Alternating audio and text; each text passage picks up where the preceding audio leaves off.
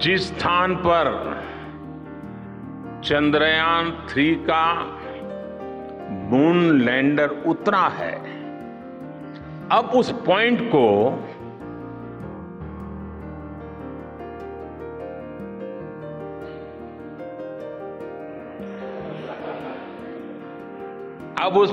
को शिव शक्ति के नाम से जाना जाएगा।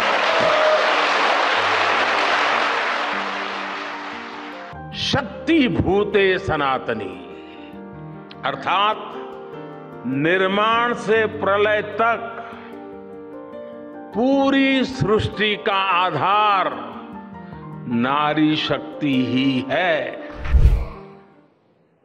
भारत में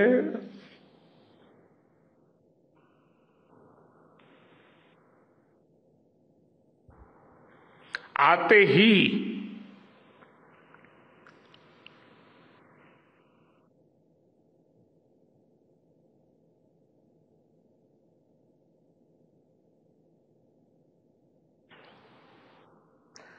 जल्द से जल्द आपके दर्शन करना चाहता था।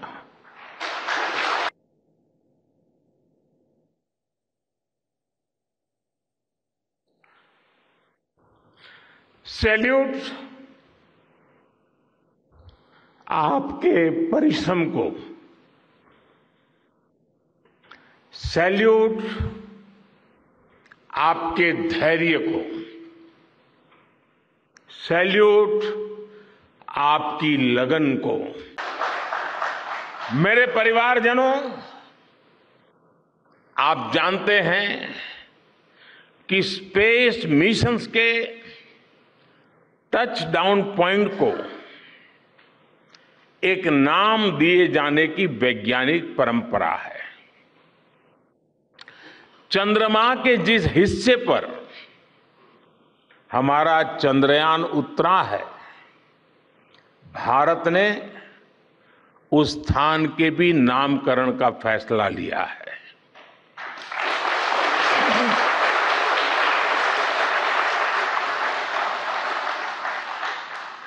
जिस स्थान पर चंद्रयान 3 का मून लैंडर उतरा है, अब उस पॉइंट को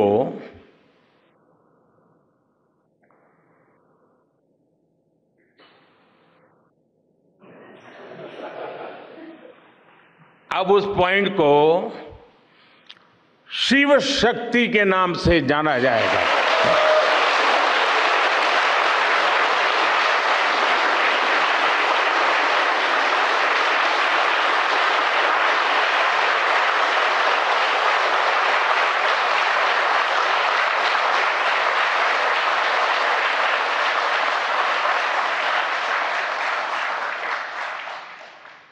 शिव में मानवता के कल्याण का संकल्प समाहित है और शक्ति से हमें उन संकल्पों को पूरा करने का सामर्थ्य मिलता है। चंद्रमा का शिव शक्ति पॉइंट हिमालय से कन्याकुमारी से जुड़े होने का बोध कराता है।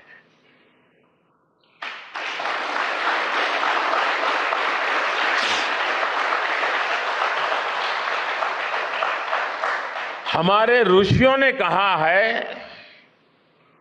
येन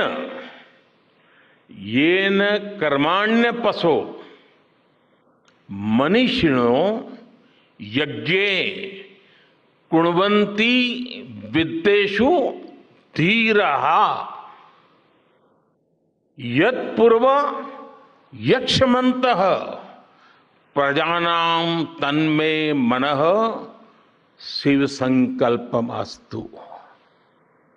अर्थात जिस मन से हम कर्तव्य कर्म करते हैं, विचार और विज्ञान को गति देते हैं और जो सबके भीतर मौजूद है, वो मन शुभ और कल्याणकारी संकल्पों से जुड़े।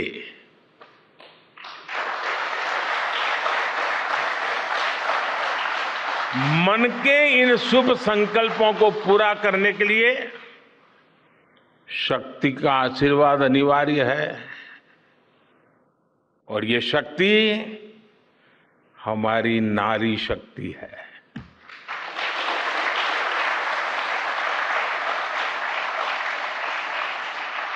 हमारी माताएं बहनें हैं। हमारे यहां कहा गया है, सृष्टि स्थिति विनाशानां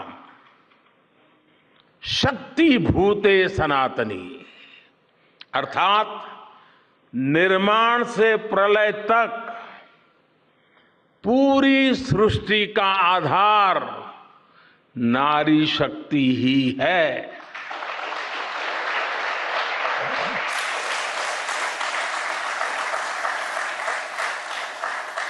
आप सबने देखा है, चंद्रयान 3 में देश ने, हमारी महिला वैज्ञानिकों ने, देश की नारी शक्ति ने कितनी बड़ी भूमिका निभाई है। चंद्रमा का शिव शक्ति पॉइंट सदियों तक भारत के इस वैज्ञानिक और दार्शनिक चिंतन का साक्षी बनेगा।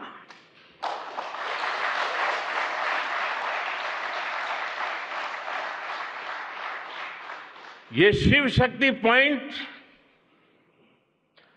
आने वाली पीढ़ियों को प्रेरणा देगा कि हमें विज्ञान का उपयोग मानवता के कल्याण के लिए ही करना है। मानवता का कल्याण, यही हमारा सुप्रीम कमिटमेंट है। साथियों, एक और नामकरण काफी समय से लंबित है। 4 साल पहले जब चंद्रयान 2 चंद्रमा के पास तक पहुंचा था, जहां उसके पदचिन्ह पड़े थे, तब ये प्रस्ताव था कि उस स्थान का नाम तय किया जाए। लेकिन उन परिस्थितियों में निर्णय लेने के स्थान पर हमने प्रण लिया कि जब चंद्रयान 3 सफलतापूर्वक चांद पर पहुंचेगा, तब हम दोनों पॉइंट का नाम एक साथ रखेंगे।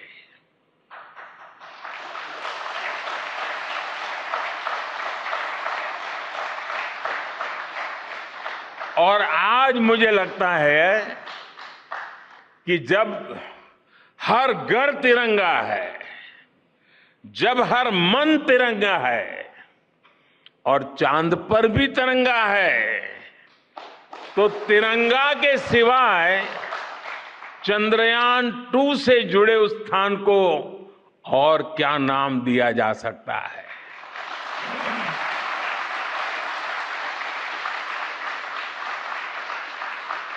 इसलिए चंद्रमा के जिस स्थान पर चंद्रयान 2 ने अपने पदचिन्ह छोड़े हैं, वो पॉइंट अब तिरंगा कहलाएगा।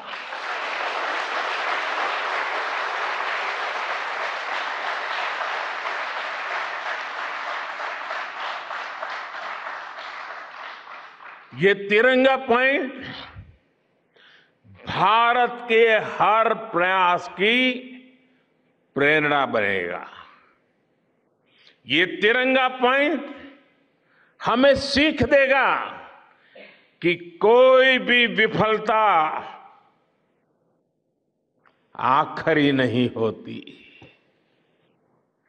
अगर दृढ़ इच्छा शक्ति हो तो सफलता मिलकर के ही रहती है। यानी मैं फिर दोहरा रहा हूं, चंद्रयान-2 के पद चिन्ह जहां है, वो स्थान आज से तिरंगा पॉइंट कहलाएगा। और जहां पर चंद्रयान-3 का मून लैंडर पहुंचा है, वो स्थान आज से शिव शक्ति पॉइंट कहलाएगा। साथियों, आज जब मैं देखता हूं कि भारत की युवा पीढ़ी साइंस को लेकर, स्पेस को लेकर, इनोवेशन को लेकर इतनी एनर्जी से भरी हुई है, तो उसके पीछे हमारे ऐसे ही स्पेस मिशंस की सफलता है। मंगलयान की सफलता ने, चंद्रयान की सफलता ने, गगनयान की तैयारी ने देश की युवा पीढ़ी को एक नया मिजाज दे दिया है। आज भारत के छोटे छोटे बच्चों की जुबान पर चंद्रयान का नाम है। आज भारत का हर बच्चा आप वैज्ञानिकों में अपना भविष्य देख रहा है। इसलिए आपकी उपलब्धि सिर्फ ये नहीं है कि आपने चांद पर तिरंगा लहराया, लेकिन आपने एक और बड़ी उपलब्धि हासिल की है, और वो उपलब्धि है भारत की पूरी पीढ़ी को जागृत करने की, उसे नई ऊर्जा देने की।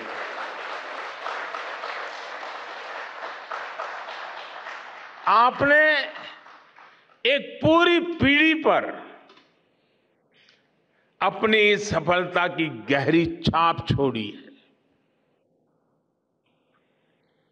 आज से कोई भी बच्चा रात में जब चंद्रमा को देखेगा तो उसको विश्वास होगा कि जिस हौसले से मेरा देश चांद पर पहुंचा है, वही हौसला, वही जज्बा उस बच्चे के भीतर भी है, उस युवा के भीतर भी है। आज आपने भारत के बच्चों में आकांक्षाओं के जो बीज बोए हैं, कल वो वट वृक्ष बनेंगे और विकसित भारत की नींव बनेंगे।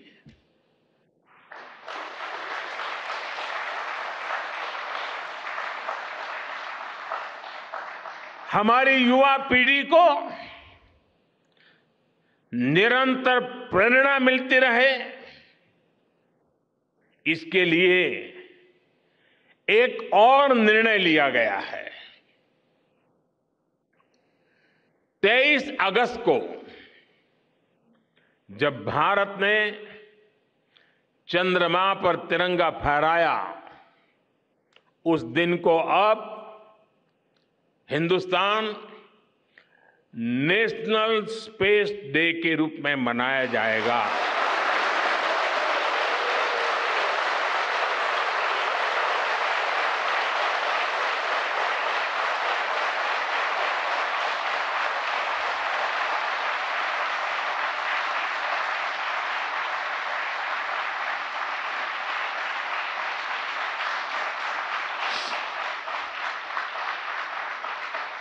जब हर वर्ष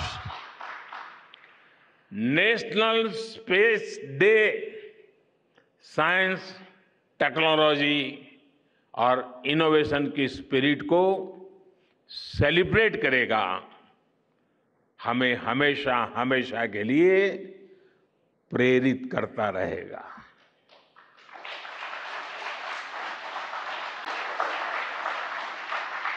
साथियों, आज भारत दुनिया का चौथा ऐसा देश बन चुका है जिसने चंद्रमा की सतह को छुआ है। ये सफलता तब और अधिक बड़ी हो जाती है जब हम ये देखते हैं कि भारत ने अपनी यात्रा कहां से शुरू की थी। एक समय था जब भारत के पास जरूरी तकनीक नहीं थी, सहयोग भी नहीं था। हमारी गिनती थर्ड वर्ल्ड यानी थर्ड रो में खड़े देशों में होती थी। थर्ड वर्ल्ड थर्ड रो में खड़े हुए लोगों में होती थी। वहां से निकलकर आज भारत दुनिया की 5वीं सबसे बड़ी अर्थव्यवस्था बना है।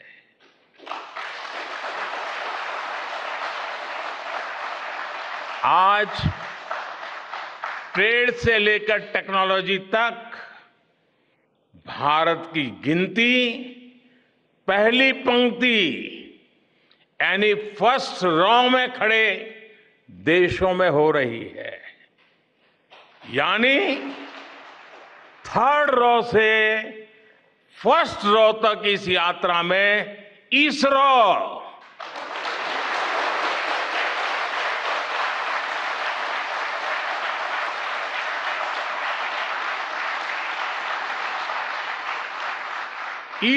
जैसी संस्थानों की बहुत बड़ी भूमिका रही है।